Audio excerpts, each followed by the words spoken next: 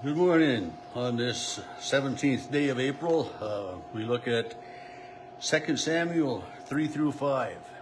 And as I was getting ready to come out, it's kind of a struggle getting dressed with one shoulder that doesn't work very well. And I know in my camera everything is reversed, so you're seeing that it looks like it's my left shoulder my left arm that's bound. It's my right arm that's bound because in the camera everything is reversed that way. But I've figured out ways to get just about ready, but I can't get my thing on that just kind of makes my arm so I can't move it too much, and so Cheryl always has to do that for me. But it's getting to be a little bit easier day by day in most ways. As we look at these chapters today, David has become the king of Judah, and Saul is dead, and Saul's son Abner has taken over as king of Israel. Judah and Israel are all, Jewish settlers. I mean, the Israelite nations, but they're separate that way. And so David has been king of Judah for these 7 years, and Abner, who is king of Israel, comes to see David because he said it's time that we reunite, as God had planned that David would be the king of Israel, and that David would unite us again.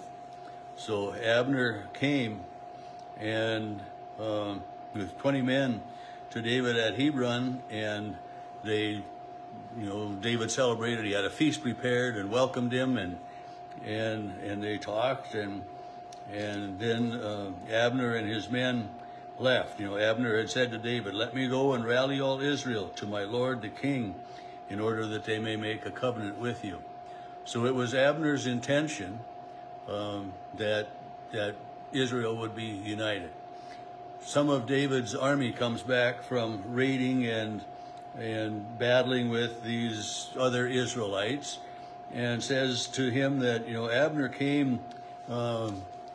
He was not honest. He came to seek out your weaknesses. He came to figure out a way to ambush you and kill you.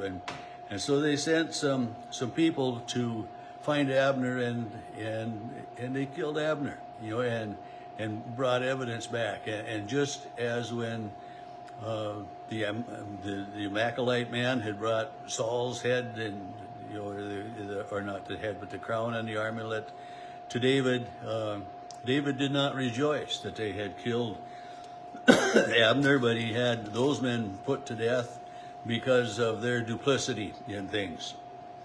And it wasn't,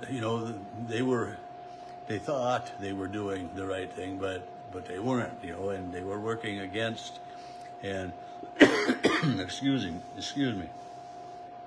And so then another son of Saul, Ishbaal, in chapter 4, heard that Abner had died, and it says that all of Israel was dismayed, and Saul's son had captives reigning. And then we find out in verse 4 about Saul's son Jonathan, who died with him on the battleground, that he had a son who was crippled in his feet, we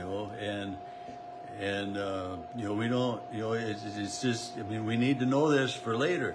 This is just put in there just a little, a little information. But later on, we're going to learn more about that son, whose name was Mephibosheth or something like that. But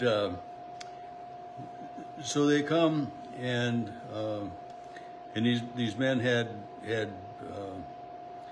killed Abner, and thought they were doing a favor for David, and it was just that David did not approve of that, and it was and David continued to seek out God's leadership, God's guidance, to seek God's will, and that's when we pray the Lord's Prayer, "Thy will be done," and that was in the Garden of Eden, Jesus prayed, "Not my will, but your will be done." And so as we read the story of David, as we've read these other stories like King Saul too, that when they were seeking God's will and doing God's will and doing what God would have them do, things went better for them. And when they abandoned God, sad to say that, God abandoned them also when they just completely turned away. So they have buried Abner and his son Ishmael, who had heard of his brother Abner's death, and again was one that was going to try to seek a way to work together that way. So it brings us to chapter 5, where then it says, all the tribes of Israel came to David and said, look, we are your bone and your flesh. For some time when Saul was king, it was you that led. Even when Saul was king, they looked at David as leader and everything. So David now at the age of 30 becomes king over Judah and Israel. So all of Israel is united under King David. And David moves his capital, from Hebron to Jerusalem. And therefore now the city of Jerusalem becomes the city of David. And he takes over, they march to Jerusalem against the Jebusites, and they take the land, and it says that David took the stronghold of Zion, which is now the city of David. And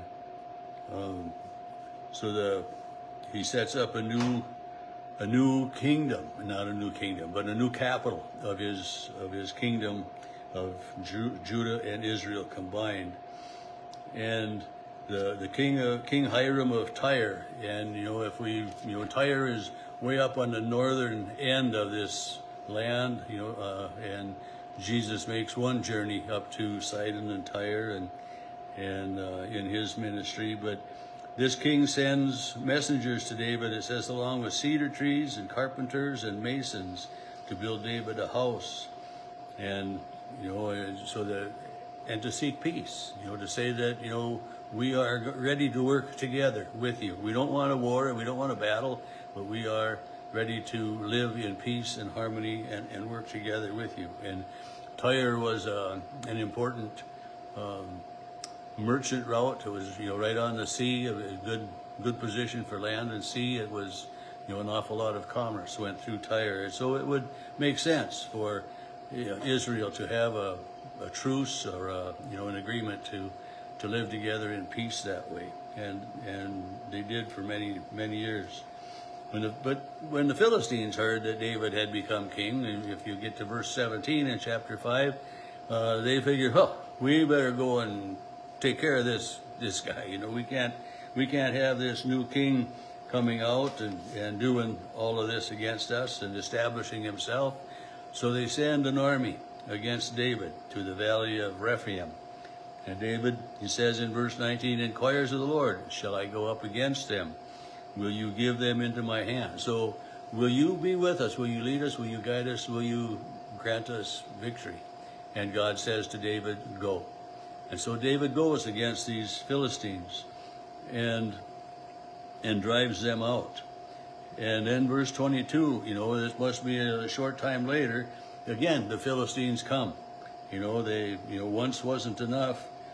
And but they come again and again. David asks of God, shall I go out and get against them? And God says, no, don't go out against them. Rather go and come around behind them. And so that's what God says, you shall not go up, go around to their rear. Come upon them from the balsam trees, and when you hear the sound of marching, then be on the alert, for the Lord has gone before you to strike the army. And that's what he did, and so he struck the Philistines down, a severe blow to these Philistines. They were a very important and prominent group, but yet David, by the hand of God, defeated them, and so then Israel was protected from them. And so David was 30 years old when Israel and Judah became a kingdom, and David had ruled Judah for 7 years at that point. and he ruled for 33 more years. So David ruled a total of 40 years as king of Israel.